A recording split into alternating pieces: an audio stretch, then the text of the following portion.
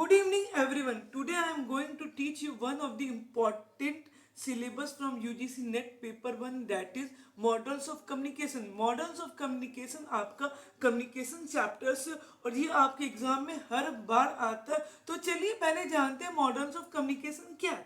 Models of communication are most essential framework that define how people interact to achieve specific goals. Model of communication एक बहुत जरूरी framework है, ढांचा जो हमें बताता है कि हम आम इंसान, हम पब्लिक एक दूसरे से कैसे इंटरेक्ट करते हैं अपने मकसद को, अपने गोल्स को अचीव करने के लिए.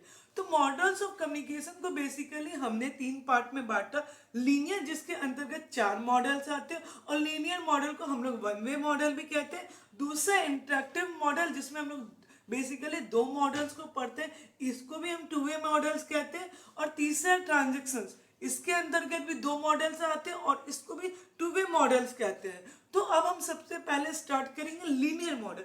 लीनियर मॉडल का जो सबसे पहला जो मैं आपको बताऊंगी वो लेसवेल्स मॉडल्स ऑफ कम्युनिकेशन.